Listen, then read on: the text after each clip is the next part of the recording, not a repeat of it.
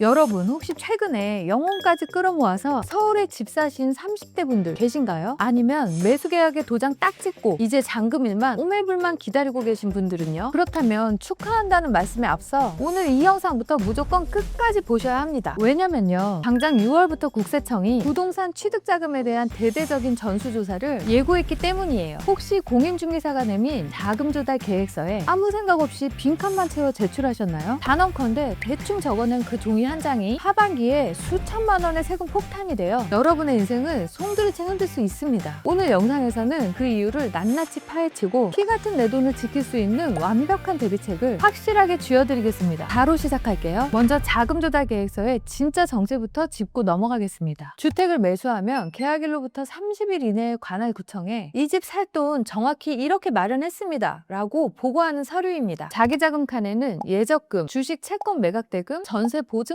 같은 게 들어가고, 차입금 칸에는 주담대, 마이너스 통장, 회사 지원금, 부모님이나 지인에게 빌린 돈을 낱낱이 적어야 합니다. 거기에 증여 상속받은 자금까지 별도로 표시해야 하고요. 많은 분들이 이걸 단순한 행정 절차로 치부하시는데 천만의 말씀입니다. 이 서류는 국세청이 여러분 금융 흐름을 합법적으로 탈탈 털어볼 수 있게 여러분 스스로가 건네는 세무조사의 마스터 키입니다. 요즘 30대 매수자, 특히 신혼부부들이 가장 많이 몰리는 매물이 15억 원 내의 아파트입니다. 왜 하필 15억일까요? 15억까지는 정책자금이나 LTV 40%가 적용돼서 최대 6억 원까지 대출이 나오기 때문입니다. 6억 빌리고 나머지 9억은 우리 부부 모은 돈에 전세금, 주식, 코인 다 합치면 얼추 맞겠다. 그런데 막상 도장 찍을 시점이 되면 항상 마지막 5천만 원, 1억 원이 텅 빕니다. 바로 그 마지막 한 조각을 어떻게 조달했는지가 세무조사의 첫 번째 타깃이 됩니다. 자, 그럼 이번엔 데이터로 한번 보겠습니다. 숫자는 거짓말을 하지 않거든요. 2026년 1분기 기준 서울 주택 매수에 투입된 증여 상속 자금이 무려 2조 1,800억이었습니다. 이 중 절반이 넘는 1조 900억을 30대가 썼고요. 국세청 조사관들 눈에는 30대가 부모님 도움 없이 15억 원짜리 아파트를 샀다는 것 자체가 통계적으로 비상식적인 일입니다. 부모님 지원금 0원이라고 적는 순간 오히려 1순위 의심 대상자로 분류된다는 거죠. 여기에 30대 분들이 가장 많이 빠지는 세금 함정이 두 가지 있어요. 첫 번째 함정, 해외 주식으로 대박이 났을 때 일어나는 세금 문제입니다. 작년에 엔비디아나 테슬라 해외 ETF 팔아서 차익 보신 분들 많으시죠? 해외 주식 양도소득세 22% 진짜로 내야 하는 세금입니다. 연간 250만 원까지만 공제되고 나머지 수익의 22%는 다음해 5월에 무조건 납부해야 해요. 이걸 까먹고 매각대금 전액을 자기 자금으로 적어버리셨다면 잔금 치르고 한숨 돌릴 때쯤 수천만 원짜리 세금 고지서가 날아옵니다. 두 번째 함정은 혼인 출산공제 1억 원입니다. 결혼하거나 애 낳으면 1억 더 받아도 세금 없다더라. 틀린 말은 아니에요. 하지만 조건이 까다롭습니다. 혼인신고일 전후 2년 또는 출산일로부터 2년 이내에 받아야 하고, 무엇보다 받은 달의 말일로부터 3개월 이내에 반드시 증여세 신고를 하셔야 공제가 적용됩니다. 그냥 아빠 고마워요 하고 통장 받고 입 싹 닦으시면 절대 안 돼요. 신고 안 하시면 무신고 가산세 20%에 매일 0.022%씩 붙는 납부지연 가산세까지 맞고 수천만 원을 토해내야 할 수 있습니다. 그리고 여기서 진짜 등골 서늘한 얘기 하나 해드릴게요. 에이, 국세청이 바빠 죽겠는데 새로 산 이 집 기록만 보겠지. 천만의 말씀입니다. 그분들은 여러분 작은 뿌리를 찾아 시간을 거슬러 올라갑니다. 예를 들어 볼게요. 이번에 15억짜리 아파트를 사면서 7년 전에 5억 주고 샀던 아파트를 8억에 팔아 보탰다고 적어냈습니다. 서류상으로는 완벽하죠? 그런데 며칠 뒤 세무서에서 연락이 옵니다. 선생님, 7년 전 5억짜리 아파트 사실 때 소득금액 증명원 떼어보니까 사회초년생이어서 연봉 3천만 원이셨던데 그 5억은 어디서 나신 거예요? 이 질문에 말문이 막히면 끝입니다. 에이, 7년이나 지났는데 시효 끝난 거 아니에요? 증여세 부과제척 기간 길게는 15년까지 갑니다. 게다가 올해 2월부터는 서식이 더 무섭게 바뀌었어요. 코인은 어느 거래소에서 얼마 팔았는지, 해외 계좌에서 들어온 돈은 없는지, 증여세 신고는 언제 했는지 체크박스 하나하나 깐깐하게 다 적어야 합니다. 자, 그렇다면 실제로 어떤 케이스들이 가장 많이 세무조사에 걸릴까요? 세 가지만 콕 집어 알려드리겠습니다. 첫 번째 단골 메뉴는 가족 간 차용증, 이른바 위장 차용입니다. 엄마한테 3억 빌리면서 차용증 하나 썼어요. 가족끼리 무슨 이자입니까? 3억입니까? 아니 세상 어떤 채권자가 3억이라는 거금을 이자도 없이 언제 갚을지도 모르는데 빌려줍니까? 국세청은 이걸 100% 위장 증여로 봅니다. 진짜 빌린 돈으로 인정받으려면 차용증 작성은 기본이고 세법상 적정 이자율 연 4.6%를 적용해야 돼요. 차용증에는 빌리는 금액, 이자율, 상환 기한, 상환 방식까지 명시되어 있어야 되고 가능하면 공증을 받거나 내용 증명으로 확정일자를 받아두면 신뢰도가 훨씬 올라갑니다. 매월 자녀 통장에서 부모님 통장으로 이자가 실제 찍힌 이체 내역, 원금 일부라도 상환한 흔적이 꾸준히 있어야 하고요. 무엇보다 핵심은 채무자의 상환 능력이에요. 소득 0원인 30대 전업주부가 5억 빌렸다고 차용증 내밀면 조사관 한마디면 끝납니다. 이거 무슨 돈으로 갚으실 건가요? 소명 못하면 그 차용증 그냥 예쁜 쓰레기가 됩니다. 두 번째 단골 메뉴는 부모님과의 허위 전세계약, 갭 투자 구조를 악용한 케이스입니다. 자녀가 집을 사면서 부모님과의 전세계약 맺고 보증금을 매수자금으로 쓰는 수법인데요. 국세청이 벼르고 있는 타겟이에요. 임대차 계약서도 있고 이체 내역도 확실한데요. 항변해도 소용없습니다. 실질 과세 원칙을 들이댑니다. 부모님이 실제로 그 집에 거주하시는지, 보증금이 시세에 맞는지, 자녀가 나중에 빼줄 능력이 있는지를 입체적으로 털어봐요. 동일 세대원이거나 자녀 소득이 부족하면 얄짤없이 증여로 때려맞고요. 게다가 동일 세대 간에는 전세권 설정도 안 되니까 외과상 정황이 더 약해질 수밖에 없습니다. 세 번째 단골 메뉴, 이건 정말 절대 건드리면 안 되는 돈인데요. 바로 사업자 대출 유용입니다. 사업하라고 빌려준 대출금을 슬쩍 빼서 집 사는 데 쓰셨다면 인생 피곤해져요. 1차 적발 시 3년간 모든 신규 대출이 막히고 기존 대출 원금까지 강제 회수입니다. 영끌에서 산 집이 한순간에 공매로 넘어갈 수 있다는 얘기죠. 2차면 10년이고요. 종합소득세 신고 때 경비 처리한 대출 이자까지 전부 부인되면서 소득세 추징도 함께 들어옵니다. 통장 몇 번 쪼개면 모르지 않을까? 요즘 국세청 자금 추적 시스템은 정밀해서 우회계좌 서너 개 거치는 것쯤은 금방 들통납니다. 그럼 이 무서운 조사 도대체 언제 어떻게 시작되는 걸까요? 보통 잔금 치르고 긴장이 탁 풀릴 때쯤인 잔금일 이후 1개월에서